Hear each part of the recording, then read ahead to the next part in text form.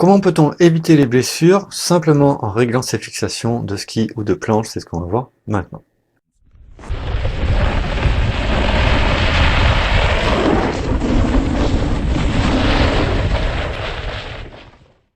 Salut, alors en snowboard comme en ski, on peut fortement diminuer le risque de blessure en jouant sur le réglage des fixations.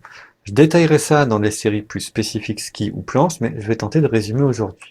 En planche, chacun a une position naturelle en fait, qui est liée à sa propre morphologie. Voir en description pour vous aider à trouver votre ensemble, écartement des pieds et angle des pieds. C'est vraiment un tout en fait, hein, les angles et l'écartement. Ça se détermine pas du tout de manière arbitraire. Au risque d'en fâcher certains, je déconseille de régler les angles des pieds en planche en mode pied de plage ou canard. Pour moi, c'est pas une position naturelle, sauf peut-être chez de rares personnes. Remarquez d'ailleurs qu'en fait, on voit ça nulle part ailleurs, hein. Ni en surf, ni en skate, ni en planche, ni en planche à voile, ni en foil, etc. On le voit en kite, oui, mais là ça se comprend, mais même là c'est discuté, ça se comprend pour changer de bord, mais même là c'est assez discuté, hein, même très discuté.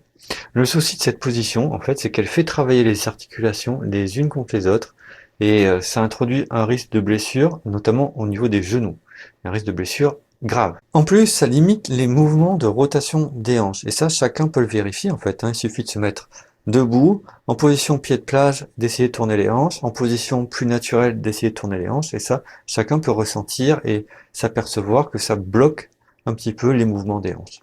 C'est assez paradoxal d'ailleurs, parce qu'en fait, on voit ça surtout chez les snowboarders qui font des figures. Or, ce sont les hanches qui amorcent les rotations, donc qui permettent d'initier les figures, mais aussi qui permettent de se rattraper si on est mal parti en l'air, quoi. Donc, le seul argument que j'ai trouvé pour expliquer les pieds de plage, c'est que ça faciliterait la glisse en marche arrière. Or, en fait, glisser en marche arrière, c'est avant tout une question de transfert du regard. C'est ça qu'on a du mal à apprendre au début. Et c'est aussi une habilité à transférer son poids sur la jambe qui passe à l'avant, à nouveau. Bref, et ça justement, le transfert de regard et le transfert de poids, c'est quelque chose qui est possible grâce justement à la rotation des épaules, donc des hanches, puisque c'est lié. Et voilà, donc c'est assez paradoxal. L'angle des pieds, je vois pas bien ce que ça vient faire là-dedans, quoi. Ça peut peut-être entrer en jeu pour le confort, mais euh, je comprends pas. Honnêtement, je comprends pas. Sauf peut-être quand on débute, ça peut peut-être aider à aller en avant, en arrière. Mais bon. D'ailleurs, je comprends d'autant moins que pour apprendre la marche arrière, en fait, c'est très facile de s'entraîner en skate, même dans son salon, les jours où il pleut, quoi. Par contre, apprendre à tourner en l'air avec des hanches qui sont un petit peu limitées, moi, ça me paraît être plus difficile. Le pied de plage, désolé, mais moi, je le vois plutôt comme un genre de mode et je vous le déconseille. En tout cas, si vous l'utilisez à la moindre sensation de fatigue articulaire ou de douleur, arrêtez immédiatement, reprenez tout à zéro, allez voir les vidéos en description pour retrouver votre position naturelle, c'est très simple, ça se trouve de manière dynamique, c'est pas arbitraire, c'est pas un choix, c'est pas une mode. Donc ça dépend de votre corps. Donc voilà, n'hésitez pas à remettre en cause et à tester d'autres choses, pourquoi pas faire un essai, une demi-journée, allez-y, soyons fous. En ski, là ce sont les genoux qui trinquent en général. Articulations, tendons, ligaments croisés, et là ça trinque à la chaîne. Mais là aussi on peut jouer sur les valeurs de réglage des déclenchements des fixations. Il y a des applications qui calculent ça en fonction de son poids, de sa taille, de la taille de ses chaussures, c'est marqué dessus hein, sur le côté, et de son niveau, et aussi de sa forme physique. Donc voir en description pour avoir un calculateur en ligne, c'est très simple, c'est fait en 2 minutes. Et en fait ces applications, elles donnent un résultat qui est compris entre 1 et 12. Plus le nombre est élevé, plus ça fait serrer les ressorts des fixations. Et plus il faut d'énergie pour déclencher et libérer la chaussure en cas de chute. Donc voilà.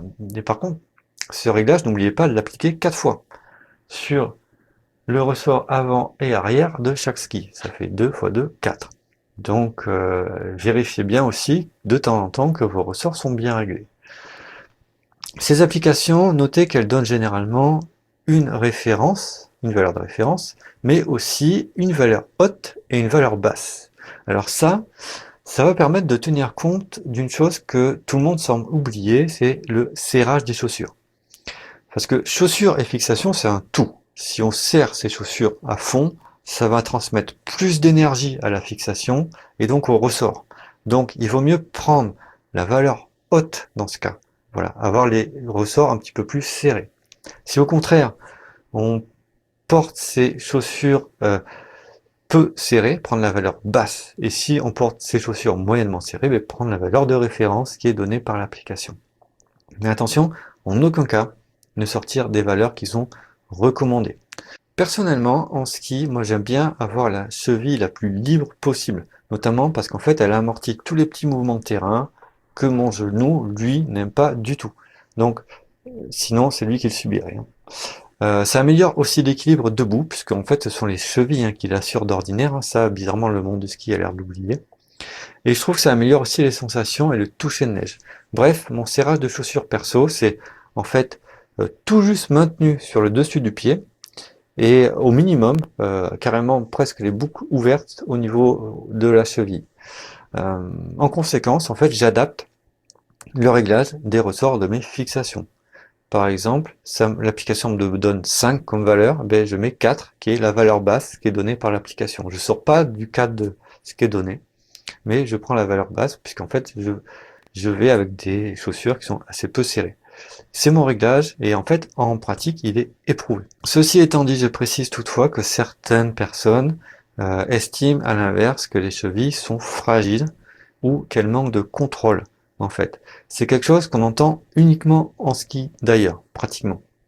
Et en fait, moi, je suis pas du tout d'accord avec ça, et je pense que justement, qu'il apparaît infiniment plus de problèmes quand on cherche à bloquer les chevilles.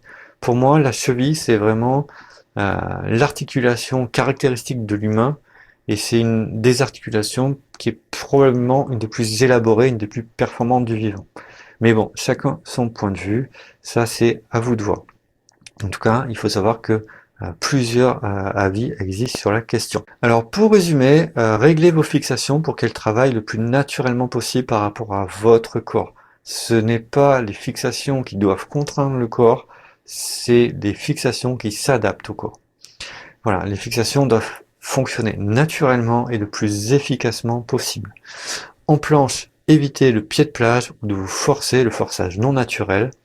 En ski, utilisez des applications régulièrement pour recalculer les valeurs de déclenchement, bien vérifier ses ressorts et ne jamais sortir des marges qui sont prescrites par ces applications, mais adapter la valeur en fonction du serrage habituel de ces chaussures. Voilà, c'est tout pour aujourd'hui. N'hésitez pas à aimer, à partager, à discuter. Dites-moi si vous êtes d'accord, pas d'accord. Poliment, restons courtois, essayons d'être constructifs et puis d'amener des informations qui soient utiles à tout le monde. On se retrouve très bientôt. D'ici là, glissez bien, amusez-vous bien, portez-vous bien. Ciao.